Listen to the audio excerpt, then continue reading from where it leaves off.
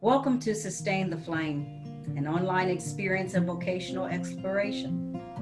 What's a vocation, you ask? It's anything meaningful, life giving work you do for others. But what if you're not sure what's meaningful to you or life giving to others?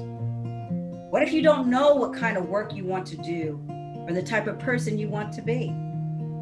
What if you have no idea what God is up to in your life? We're here to help with that. Each day, we're going to talk with experts to connect your life with God's mission around the themes of discovery, discernment, development, and decision making.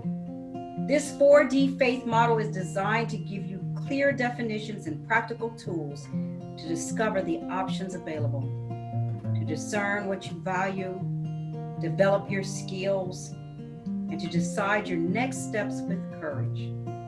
Join us on this journey of vocational exploration. Thank you, Gabrielle. Everyone, that was Gabrielle Hudacek, the Assistant Director of Admissions Seminary Recruiter here at Trinity Lutheran Seminary at Capital University.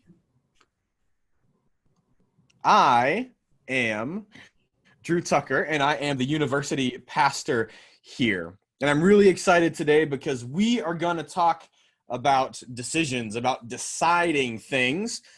And we've got two great guests to discuss that topic with you, Sally Stamper and Savannah Sullivan. One of the reasons that I love talking about decisions is because I grew up in a tradition where we are terrible at making decisions and even worse at affirming decisions. And so we really have an opportunity to explore what it means to decide in healthy and holy kinds of ways. Because one of the myths that we face about decisions is that they are all forever permanent. And I think that's why so many of us have trouble making small ones and big ones. What restaurant should we go to? What college should I attend? What major should I study? What dress should I wear to prom? How should I pose for my senior pictures? What career should I pursue? Should I get a bald fade or just a crew cut? I don't know. So today we're going to talk about decisions, about how they're important, but also how they don't have to be permanent. We'll talk about how they matter, but also how they're not the only thing that matters. Rather than weapons of judgment, we'll look for decisions as opportunities for growth. So I'm excited to introduce you today to Dr. Sally Stamper. Dr. Stamper is an associate professor of religion at Capital University, where she teaches in the Signature Learning Program, as well as courses on religion and culture, faith and moral development, and modern Christian thought. Professor Stamper holds a doctoral degree in theology from the University of Chicago and master's degrees in religion and social work as well. Her book, Horror and Its Aftermath, Reconsidering Theology and Human Experience, explores the relationship of God to human suffering and evil.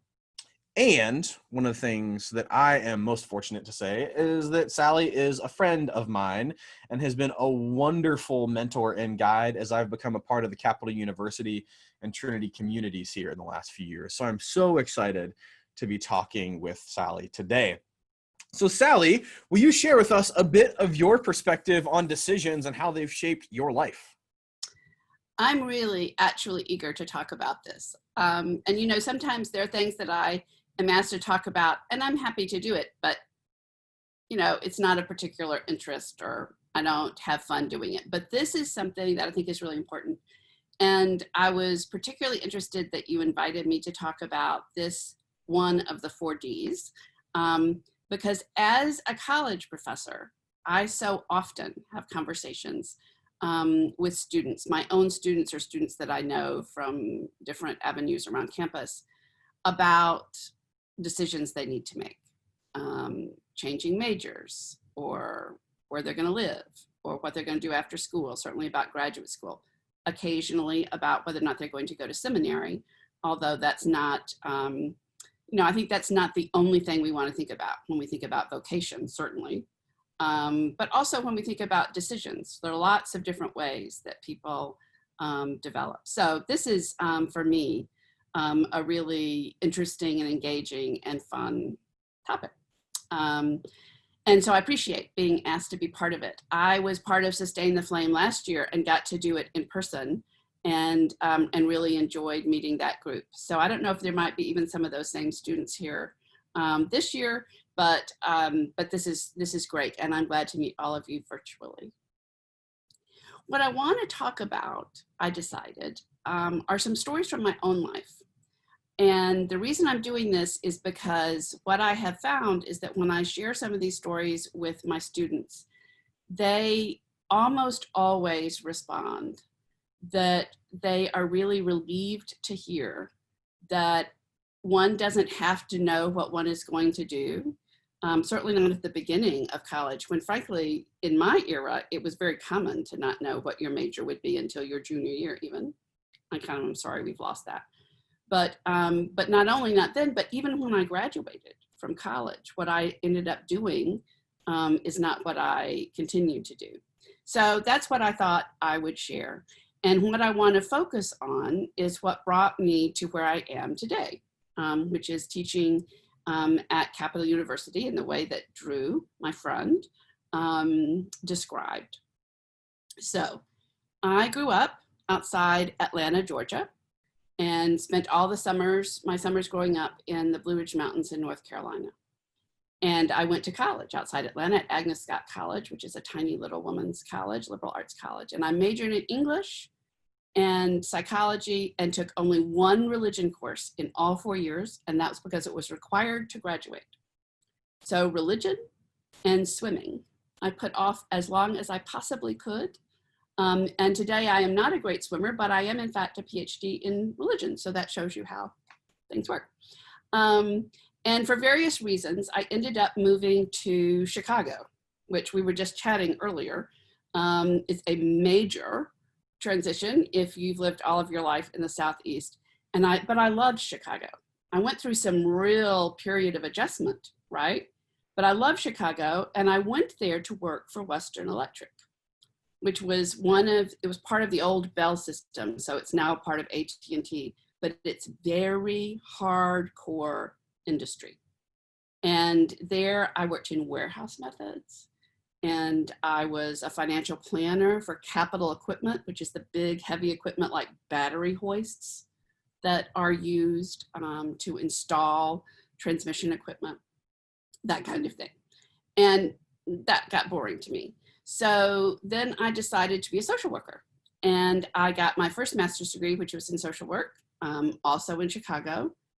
And for over 2 decades, I was a social worker. I worked in child welfare, in community mental health. I was a consultant, and for much of that time, I was in private practice as a psychotherapist and was a consultant during that time to Illinois DCFS. And I really liked that. Obviously, I did it for more than 2 decades. But then, my life changed in different ways. There were different circumstances in my life. There were things that prompted me to think about whether I should be doing something different. And at a much later age than anybody would imagine, I went back to the University of Chicago for a master's and then a PhD in religion. And that took a long time. It's sort of notorious in that program that it takes a long time. But since then, I have been teaching in different religion programs. I taught around Chicago as a graduate student. Then I moved to Green Bay, Wisconsin, and I was there for 2 years at St. Norbert College. Then I had a postdoctoral fellowship at Seton Hall University, which is on the East Coast in New Jersey, right outside New York City, and I lived there. And that brings us to the juncture that I want to talk about with you, which is then I had the opportunity, I started applying for permanent jobs. And I had this opportunity to come to a part of the country where I had never lived. I never even drove through central Ohio, although I have driven through northern Ohio a couple of times. So I knew nothing about Ohio other than some Civil War history, interestingly. And I had never heard of Capital University, but they had a job and I interviewed with them and I really liked the people who interviewed me and I was offered the job. And everyone said to me, don't go off. you're way too old to be picking up roots and going off to somewhere new where you don't know anybody at a school that you've never heard of. This is a big mistake. And as sort of my want, I said, how bad could it be, right? So I picked up and moved. So let me share with you some pictures that I put together to describe some of this process. So I had a good life, right? You can see there me with the other postdocs who apparently I'm very short, else they're freakishly tall or both, at Seton Hall University. I lived in a really wonderful neighborhood in Newark, New Jersey. That was, it's a Portuguese basically, was settled by Portuguese fisher people. And I loved that and had wonderful neighbors. I was on the train line, so within just a few hours, I could visit really close friends in Boston and in Connecticut, right? So it was a great life. And I loved living outside New York City, which is very different, in case you hadn't thought of this, than living in Central Ohio. But I picked up and moved, and on my way, let's see if I can get this to move for me. There we go. On my way, as I had done, by the way, in between Green Bay, Wisconsin and Newark, New Jersey, I stopped off in the Blue Ridge Mountains of North Carolina because, and this is a message I want to give really clearly, even though I have been peripatetic and moving around a lot, it's always good to touch base with a familiar place. And my familiar place where I go to rest and I visit every summer is in the Blue Ridge Mountains. And this is the view from the porch where I sit for endless hours and look out, and it's very quiet and very still and very slow. And for reasons that will become apparent soon, I think it's very appropriate that I look out at my father's apple orchard. So I came to Capitol, and what I want to share with you is that was a lot to give up. It was a lot to give up being within an easy train ride of close friends and loved ones. It was hard to give up. It was a lot to give up being in a metropolitan area that I really loved.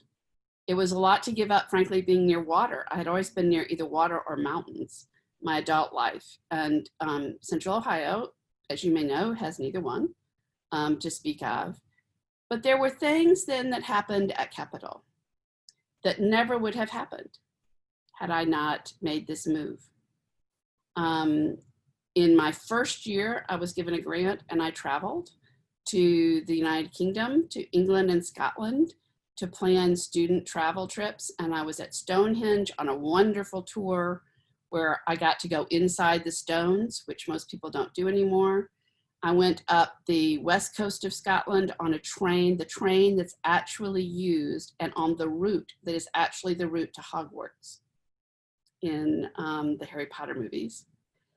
And back on campus, I celebrated the 500th anniversary of the Lutheran Reformation. That's a whole story why it's specifically the Lutheran Reformation. And I came across in that time this quote, which has become one of my favorite quotes from Martin Luther. "If I knew the world would perish tomorrow, I still would plant my apple tree today." Now, I think this can mean a lot of things, but what it meant to me was that we don't know where our decisions will take us, right? We could end up going a lot of different places. And once we make one decision, it means that there are other things that won't happen. But the good things that come in large measure because we plant our apple trees and we keep on going. I wanted to share with you the kinds of new people and places, other new places that I visited. I got to meet Lemony Snicket and have my picture taken with him. I got to work with, some of you may even recognize, Summer Scholars, which is a special program at Capitol where students are given an opportunity to do independent research over the summer. And I got to work with that and some wonderful students. I got to travel for the 75th anniversary of D-Day to Europe, to England and France. And with another student there, you can see me at the Louvre, where, because she and I both used a cane, we got to have a view of the Mona Lisa that very few people get, because in France, they take you right up to the front if you have a disability. So that was a pretty amazing experience. My first book was published here, and I celebrated with colleagues there. You can see I went to Scotland on another trip with students and a colleague. And a connection to me that became very important was through the poet Yeats. Now, I teach religion and literature, so I get to teach literature as well as religion. And one of my happiest memories from my own college time as an English major was in my senior year, when I read Yeats for the first time with a beloved English teacher in her final semester. And I casually mentioned to a student that story when she asked me about reading for the summer, and she subsequently sent me this photo of her at the lake reading Yeats. And I love that. That means a lot to me. So the short part of the story is, my decisions meant that I gave up a corporate career, which frankly would have been a lot more comfortable in terms of money. I gave up a really successful private practice, which I enjoyed very much, but had sort of played itself out in terms of being practical for me. And I gave up living in familiar places with close family and friends. But as I moved forward, I loved each place. So I loved Green Bay, even though I love Chicago more than any place really, other than the Blue Ridge Mountains. I loved Green Bay, Wisconsin. I loved Newark, New Jersey. It wasn't perfect. This is the caveat. It wasn't perfect, but I loved each place. And now I'm going to love Central Ohio. But I think part of that is each place I really settled. Each decision I really lived with, and allowed to establish things that grew, I hope, after I left, and I know in some instances did. And now I'm in a new place. So I think the message in all of that, I hope that that's a story that's of some interest. But I think the real message is, particularly today, I think that young people imagine that they need to know exactly what their life is going to be. And they often wait for God to tell them exactly what their life is going to be. And my experience is that many of the best things that come in life, like seeing the Mona Lisa up close in the Louvre, which in a million years I would have never expected to be able to do, come for unexpected reasons and come out of decisions that don't have anything to do with that. So what I encourage my students to do is to listen for the next place where you might plant an apple tree, right? And take that step and then see where that takes you. That's so beautiful. It warms my heart that you, not a Lutheran among us, would not just quote Luther, but do so favorably that way. That was very nice. I can't wait to talk about. That's another thing that's unusual, right? Because I'm the undergraduate systematic theologian at a Lutheran university, and I am not Lutheran.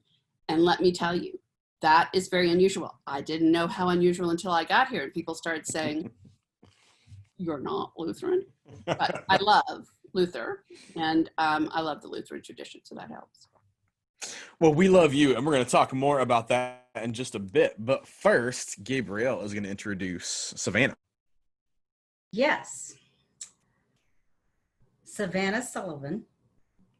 She serves as the program director for the ELCA, which is the Evangelical Lutheran Church in America, Young Adult Ministries at Churchwide Office in Chicago, Illinois. She is passionate about helping young people connect to their own spirituality and pushing the church to equip, amplify, and respect the voices of young leaders. She loves banana pudding, so she's let us know.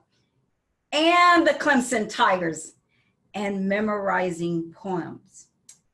I myself first became acquainted with Savannah at a Lutheran Episcopal Campus Ministry Conference in Boston about a year ago, in the inception of my employment with Trinity Lutheran Seminary at Capital University. And more recently was her invitation to participate in a young adult discernment retreat. And it was a gathering located on the outskirts of Atlanta, Georgia, at a Luther ranch. Beautiful setting. So not me, but I grew to appreciate it during that weekend venture. I've seen Savannah at work. I feel and I have experienced her passion in her ministry to and for young adults. And, oh yeah, one other thing, I think her nose ring is pretty darn cool.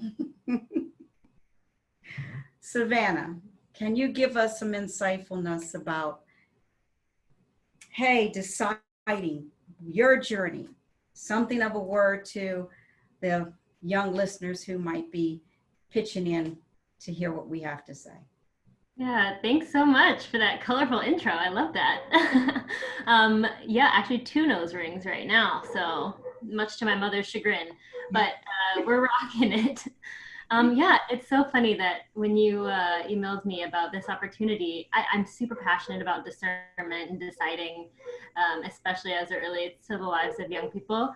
But it is really funny to consider myself a decision expert. I infamously went to 3 different colleges trying to figure out where I was supposed to end up, and changed my major 3 times. I went to college in Texas and South Carolina before I ended up at Clemson.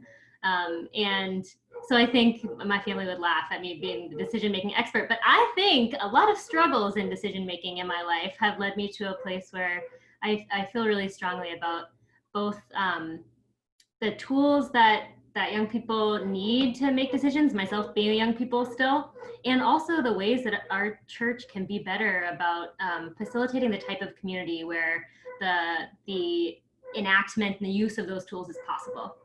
And so what I want to talk to you a little bit about today is, there's going to be a little bit about my own story, but also just some really practical things that I've learned about decision making over the last few years of this work, specifically with young adults in the ELCA. So the first, it's funny, Sally, it was so wonderful listening to you. And it's kind of funny because the first thing that I want to share, which is kind of my whole mantra for both decision making and also discernment at our young adult discernment retreats, it came out of an ecumenical event, actually, through the Forum for Theological Exploration, in a time of, which I attended in a time of deep discernment for myself, but I attended it as it's like a discernment event for young adults, but I was just an observer. So I was someone who worked in young adult ministries, who was trying to think about how to do discernment with other people, especially in our case, Lutheran young adults. And this was kind of their charge to us to consider in the discernment process and the decision-making process, not the whole picture, not the whole path, but the next most faithful step. And I think, Sally, I heard that kind of echoed in where's the next place that you can plant an apple tree? And I think for me, even a smaller bite can be, in this landscape of decision-making, the only thing you actually have to decide is what the next most faithful step is. And maybe that next most faithful step is research, or maybe it's a conversation, or maybe it's one of the 5 practices that I'm going to talk about that we encourage at our discernment retreats. But just really sitting with that question has helped me a lot. I just wanted to say a little bit about myself. As Gabrielle mentioned, my name is Savannah Sullivan. I'm the program director for ELCA Young Adult Ministries. My educational background is I have an undergraduate degree in biology and practical and applied ethics. So I did not anticipate working for the church at all, and now I work for the institutional church. So truly anything can happen. I went to college to be a doctor and decided that medical school was going to be too much school, and ended up spending a few years or a year serving as a young adult in global mission in Rwanda. And that was kind of, again, after I graduated from college, I wasn't sure what I was going to do. And I was like, I don't want to commit the next 2 or 3 or 5 years of my life to something. So I'm going to take some time and make this faithful step. I'm going to apply to Young Adults in Global Mission, go serve for a year in Rwanda, and see what I know about myself on the other side that I didn't before. And have kind of, in a very roundabout way, gotten wrangled into the position that I'm in now, which I'm very thankful for, but which I fully didn't anticipate. And found myself a couple of years ago in a position where I was discerning a couple of jobs. And I loved the job I was in. I loved the prospect of the new job that I was being called to, and I had absolutely no idea what to do. The only real advice that I got from my communities of faith was twofold.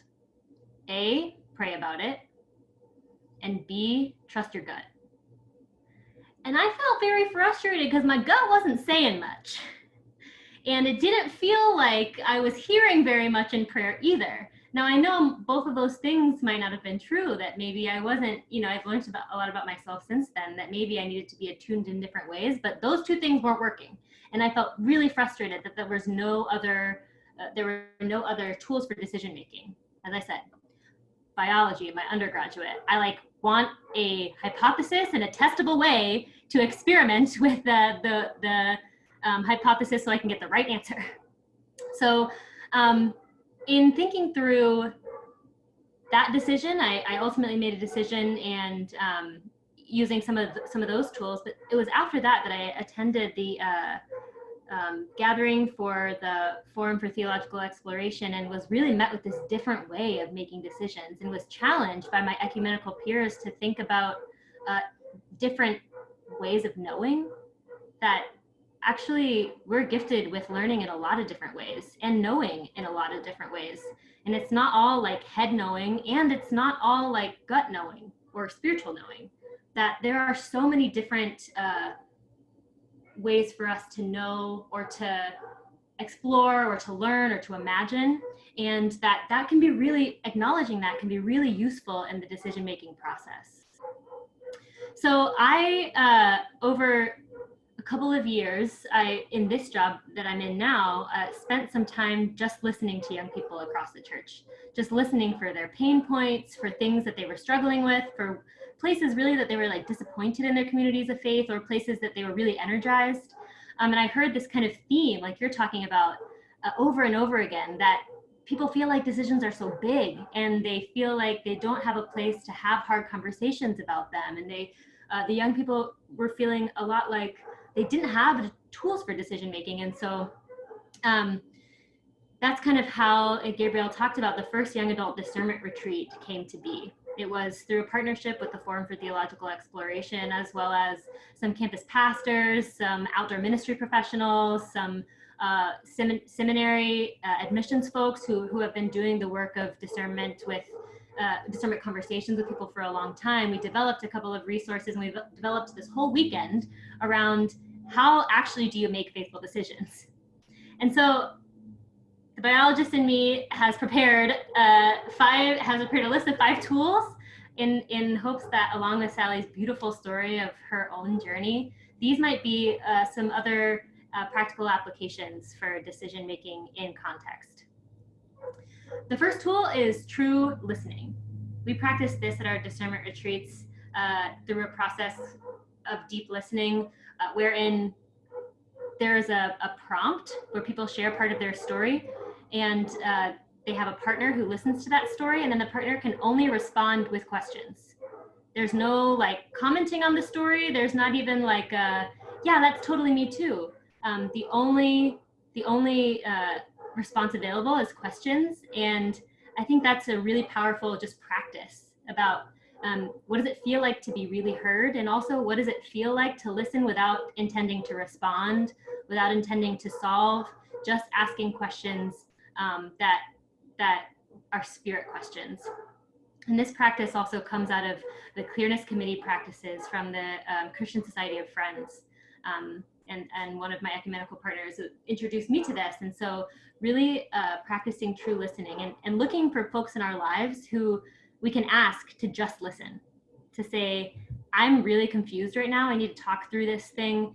Can you just listen and ask me some faithful questions? And I found in my own life that practicing this before the moment of decision about something really hard and just talking through stories with each other and practicing true deep listening can help hone this skill, this tool for those moments when making decisions is really difficult. The second is knowing your mind. The mind wasn't actually a place that my community of faith encouraged me to rely on in my decision making. It was, like I said, trust your gut and pray, which are like spirit and gut centers. But I sometimes process really cerebrally. And so in talking with folks across the church and kind of curating some resources, two of the ways that we encourage people to know their own mind is to write their personal mission statement. The curriculum that we use for this comes from the MBA program at Augsburg University in Minneapolis. But there are lots of different ways to craft a personal mission statement that helps think through the dimensions of your values and can help focus a decision. How well does this align with my personal mission statement? How well does this align with my values? I've had bishops talk to us about how they've had their own personal mission statement since they were, 20 themselves. And they've said that's changed over time. It has grown and evolved in a lot of ways, but that this knowing your own mind is still a really faithful way to consider decision making. Another one that we use is the Census Activity, where instead of asking people to describe themselves or their story or their life in kind of like a linear format, we ask them to try to use some of the other senses to wrap their minds around the issue. And so this is a really good way to get to know yourself and a really good way to get to know peers. I love this activity because it's not like a favorites activity. It's not like, what are your 4 favorite sites? It's like, what 4 sites describe you? Or your 3 favorite smells. Like, one of my favorite smells is not shin guards, but that smell is something that reminds me of who I am. It reminds me of like myself, because I played soccer for 18 years, and the things that taught me about my body and about participating and about competition and about losing were really useful. So I think this has been a great way to get to know myself and to kind of do a deeper dive into some of my own values. Tool 3 is knowing your body. And so that kind of like trust your gut reaction that I got from my community of faith was a knowing your body reaction. But I think there are other mindfulness practices that are really useful in this. I think full body scans about when we're faced with a decision, can we look at each part of our body and say, how does this part of my body feel with this decision? How does this part of my body feel with this decision? I think boiling it down to that is really helpful. I also had a mentor when I was a young adult in global mission teach me a prayer or mantra-based mindfulness, which is when I was feeling anxiety about decisions, she would ask me to use this mindfulness practice where I breathed in something that I needed and breathed out something that I was ready to let go of. And just did that until I was calm enough that I could feel my own body, that I could be in my own body. And so embodied ways of knowing, we practice this at our discernment retreats, especially through worship, that we always have embodied practices at our worship. We always have times of meditation or times where we really ask people to check in with themselves. And that can be a really powerful tool, because then when you're faced with a decision, you know how your body normally is, or you know how your body is when it's excited about something or scared about something. And I think that can help get a sense of what next most faithful step might be right for you. And I've actually learned about my own body that like when I'm faced with 2 good decisions, the one that I'm more scared about for me is probably the right one. That's probably the one that is like pushing me to be towards something that's exciting. And the way that manifests in myself is some like fear or anxiety. That's not true for everyone, but this has been a really helpful practice for me. Tool 4 is true expression. And this is really like the use of art in decision making. And this is actually, when I was making that hard decision in my own life about jobs before, this is the thing that actually ended up helping me. I participated in a personal litany writing with the Forum for Theological Exploration, in which we were asked to do some creative writing around 6 prompts. And then we shared them in a circle as kind of a responsive litany with a community. And I learned so much about myself just in that creative writing exercise that I realized what I needed to, the decision that I needed to make in that moment. And I think that happens for people in singing, songwriting, poems, journaling, painting, drawing. I think art can access a different part of our minds, and especially when it comes to making a decision that feels stuck, it can open us up to new possibilities and new ways of imagining. The last one is true community. And you might see some familiar faces in some of these pictures, but we've found, I think a lot of times maybe that I've heard in my ministry that people have pushed back on kind of like one-off events or retreats or gatherings, and I just have come to really understand intentional community as a really important piece of decision making. And I think that community can either be long-term or it can be very short-term and very intentional.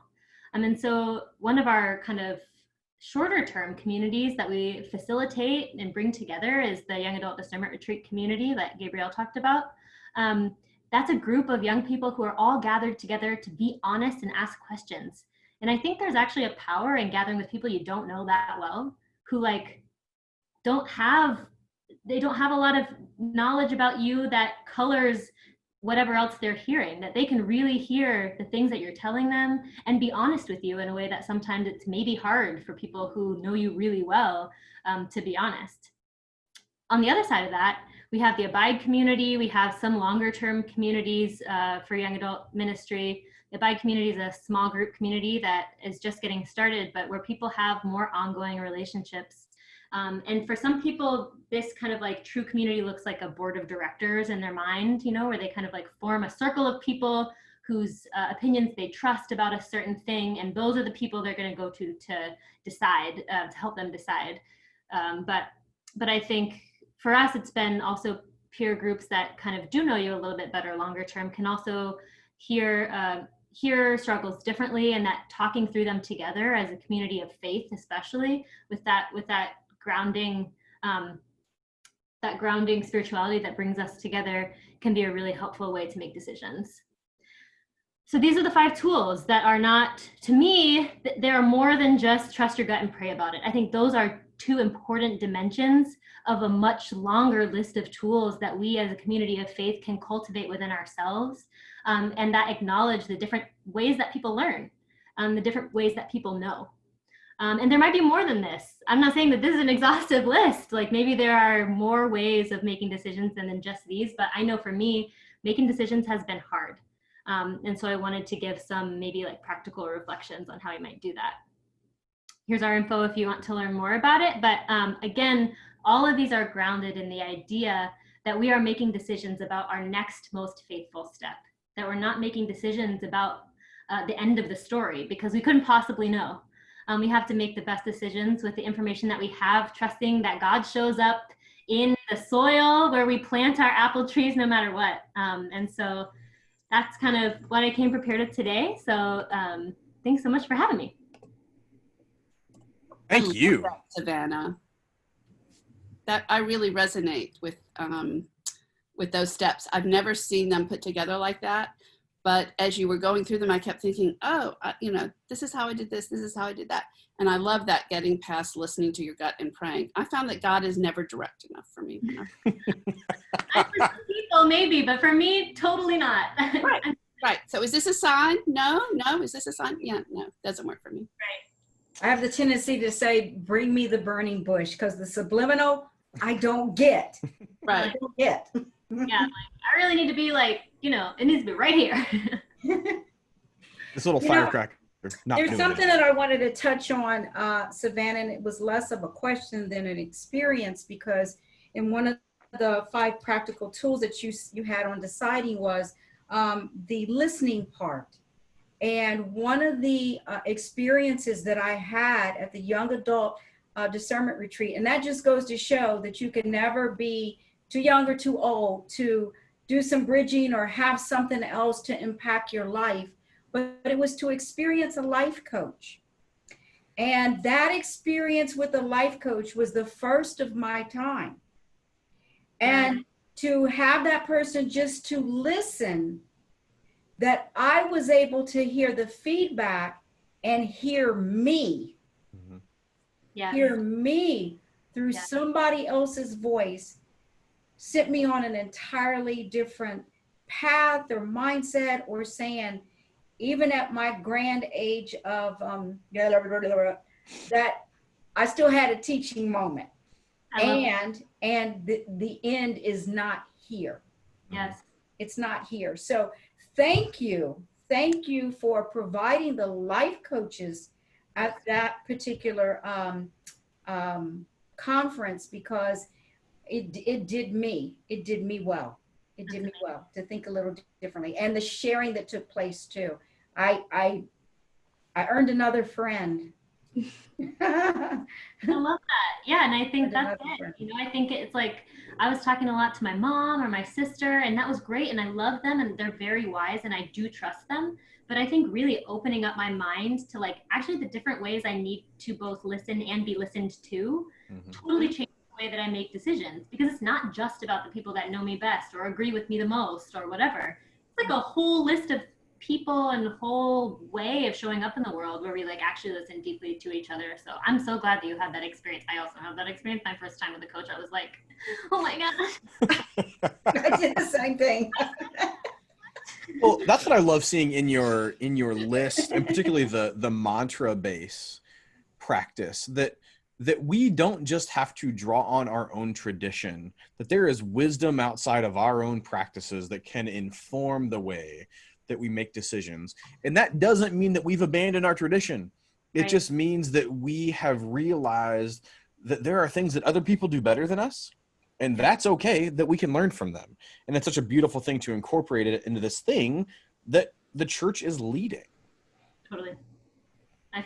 We had a young adult in global mission who served in Cambodia, whose Buddhist community shared with her a really beautiful meditation and asked her to share with other people. And the first time that I experienced that meditation, my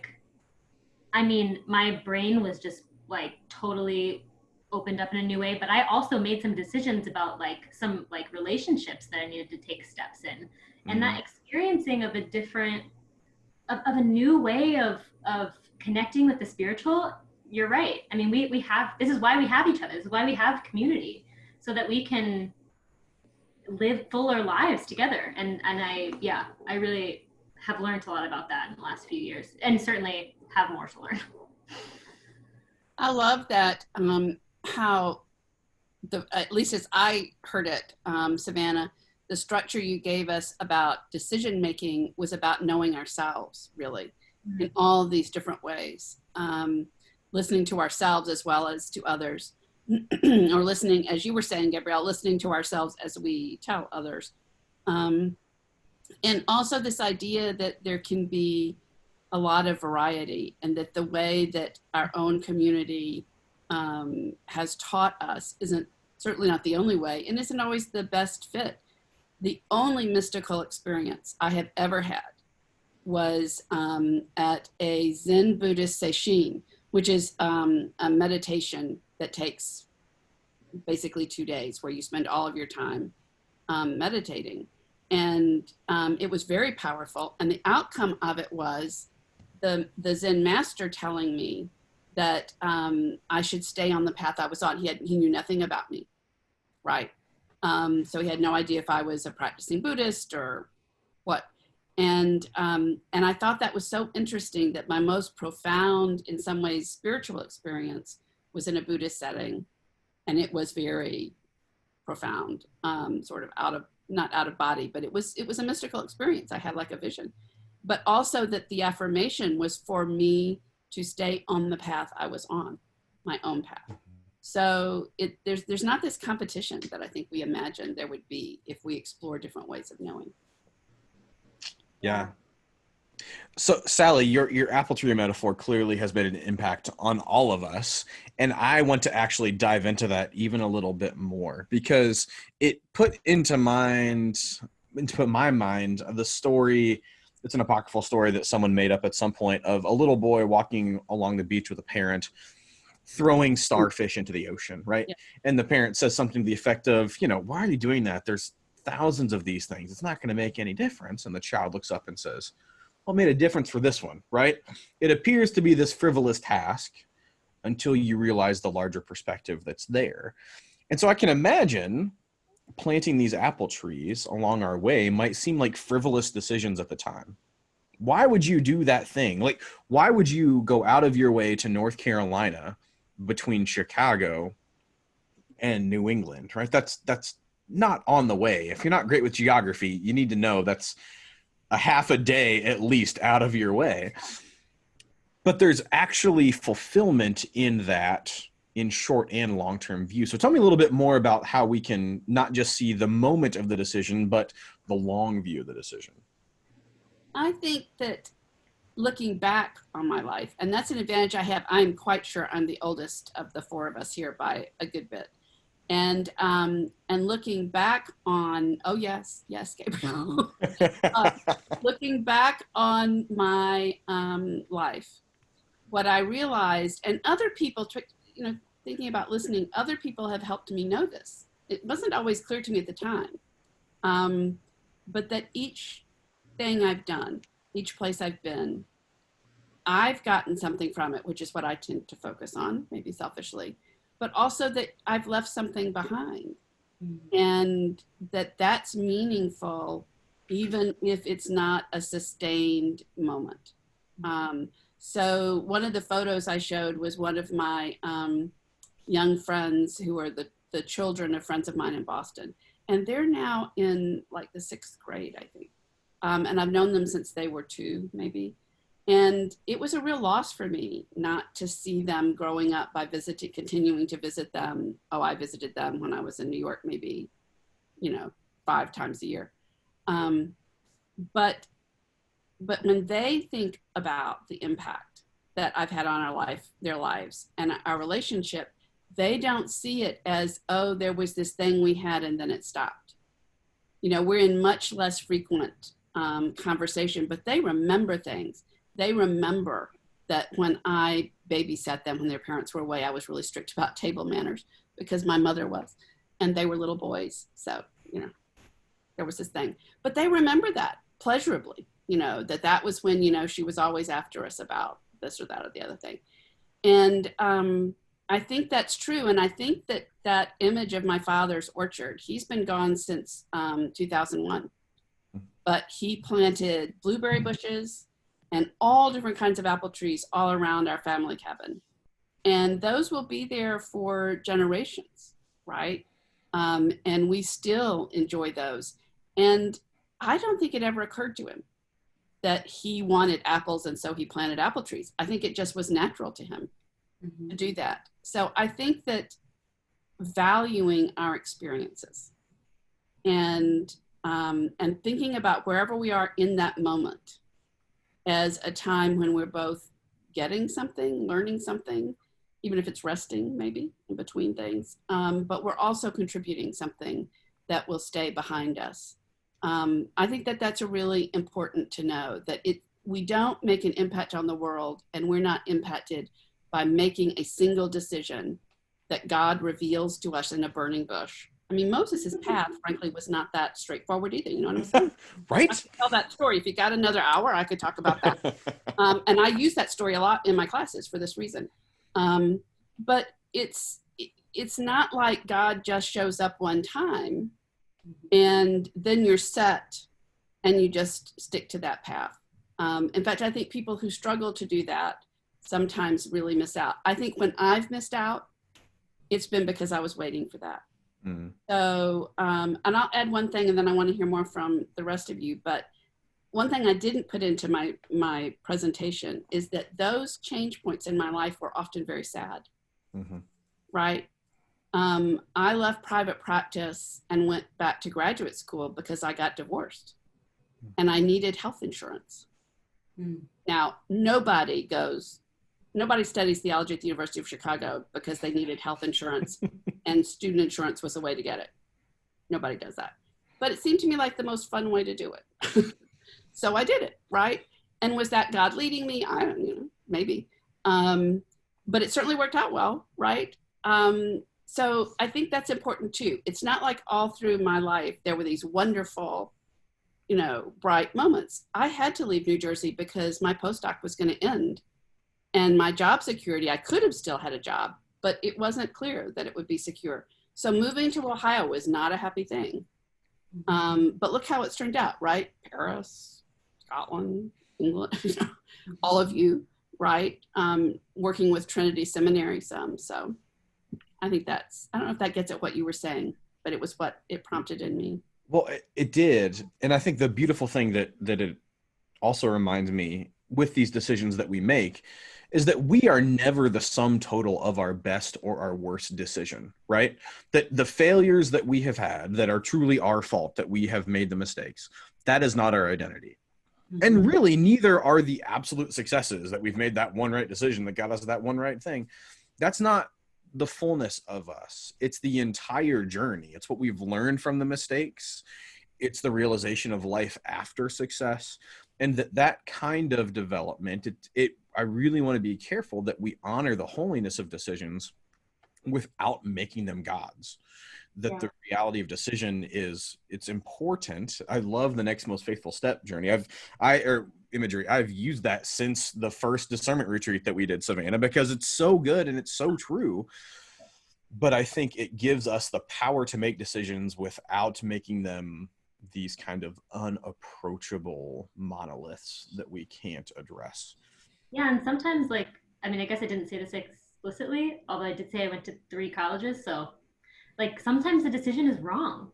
And yeah. I think wrestling with, I'm still a young adult in the ELCA's definition, and so I think part of it is not having the benefit of the longevity of seeing how things can be okay. But a lot of my last 5 years of life has been really wrestling with the idea that sometimes you're gonna choose wrong, and most of the time it's gonna be okay. I mean, there are some decisions that you make that can't be undone, but a lot of them you can change course. And so I think for me also saying in wrestling with this, I have to acknowledge that maybe I'm gonna be wrong, and that's okay.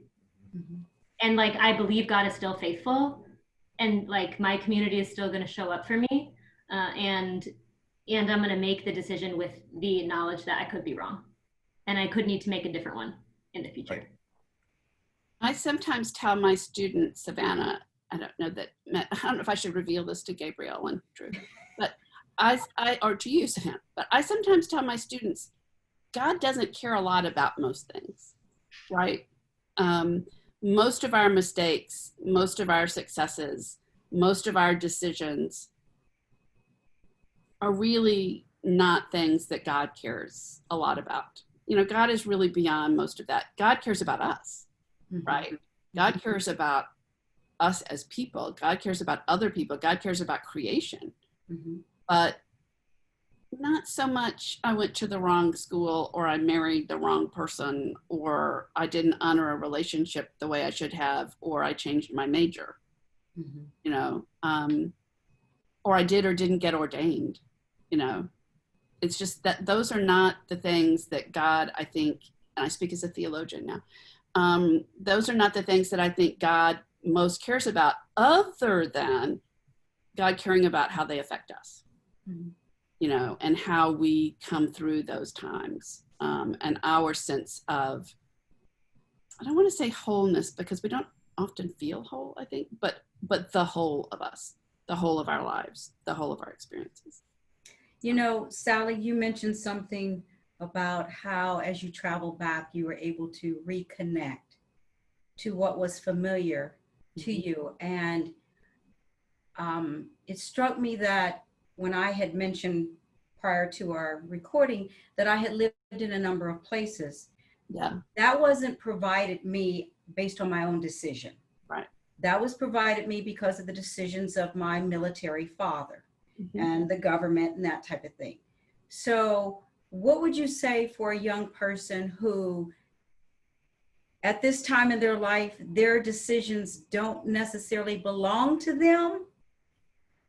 Because one of the things that I do encourage with my own adult children is, yes, I'm a mother. I'm going to give you all my words of wisdom. And one thing I always say, I might not always have it right, but I'm going to give you the truth of what I understand it to be. And with that, now I say, live your life to your choosing. Don't be stuck in a bucket or anything like that. I had to do things a little different because I became a single parent. Mm-hmm. But the world is so much larger than right here and the now. And so for the young people who are listening in, how do they decide things that are not decisions that they can make for themselves at this time? I think that is such an important point, Gabrielle, and it takes me back to before when I started my story, right? When I wasn't making a lot of decisions about the shape of my life. I think that what I would say to them is to look for what they can decide about. So I have, as a psychotherapist, I have not frequently, but on occasion, I have said to young people, you just have to survive until you get away from home. Because home is just not going to work out for them. Now that's an extreme. Most of the young people listening in, I hope, their lack of their own agency would not be so severe. But I have said that to some young people. You just have to find a way to get through it until you can make your own decisions, until you can make your own life. So that's an extreme form of it. But I think for any young people, you play the hand you're dealt, is the expression, right? And so you don't get to go back and say, after you're very small. I was a younger child, so I got to do this sometimes. I'm old maid.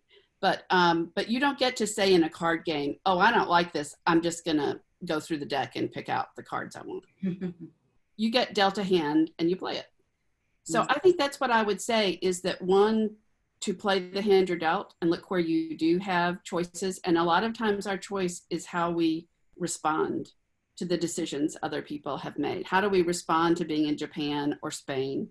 When maybe, although that sounds great to me now, maybe if I was 15, not so much, right? And the other thing is to know that our lives are continuously changing. So, some time ago, there was that movement, It Gets Better. Some of you may be old enough to remember that. But it was aimed at LGBTQ youth specifically and wanting to give them a message of holding on. But it was always very touching to me as a general message that what we're living isn't what it's always going to be. And I think about when I was 20, 21, 15, 16, it's really hard to see beyond what's happening right now. It's really hard to imagine anything more than what's there right then. And I look back and think, in a million years, I would never have predicted the good things and the bad things, right? I just never would have predicted the path of my life. So I think that's what I would say to them is look for where you can make choices. And often that's in how you manage it. Yeah, I think the other side of that for me the other part of that for me has been coming from the other side, which is, I have decisions in my life that are a benefit of some of the privilege that I've been afforded. Like when I think about my decision to serve as a young adult in global mission in Rwanda, I had a 16-year-old student who got invited to live for a year in California, all expenses paid at a school where he could study, basically doing the same thing that I was doing, just the opposite direction, and couldn't get a visa to the US. He didn't have that decision. And so I've also, over the course of this conversation and in thinking about making my own decisions, to look at the decisions I have and say, where is my privilege functioning in this? And also like, how can I use the way that I make decisions in the world to make sure that everyone has a choice, or that people have more choices? And I think for me, that's like part of the church's call too, is not just like facilitating these like tools for decision making, but saying like, how can we make sure that all God's children can choose what they want to do with their lives and can choose how they want to show up in the world and can choose what they want their family to look like or whatever. And so I guess that is like a little bit of a tangent, but I just want to like encourage us as the community, you know, here gathered, wherever you are, listening to this or a part of this conversation in real time, is also how does decision-making function in like whole ecology of how we understand ourselves as people of faith in the world.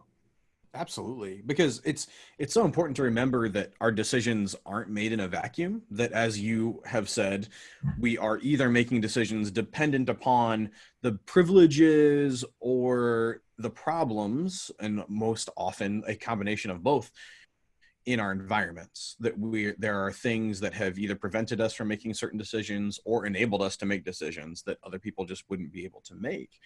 But then also that the way we make those decisions can actually open up possibilities for other people, that we can use the privilege that we do have to enable other people to have more freedom, to have more liberation, to have more abundant life. And that's such a good thing.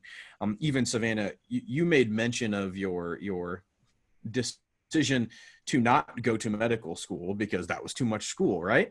And it wasn't that you knew that the next decision was the right one, but you had become aware of what was the wrong decision. Yes. And that is such a healthy thing. Just for being able enough to say, I'm not sure what is the right thing, but I know that's not it. So I'm not going to choose that. That's a healthy start. That's such a healthy start. Can be a real good tool. Yeah. Yeah. I'm really struck, and I'm sort of circling this back around into what you were saying, Gabrielle, that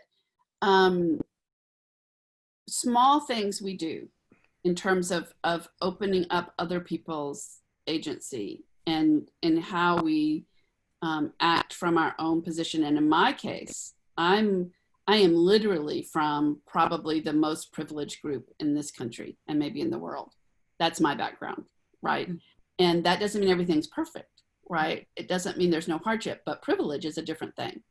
And I think that we sometimes underestimate what we can do. So even being a voice for people who are less privileged, even being a voice saying other people should have the choices I have, that has more impact than we realize it does.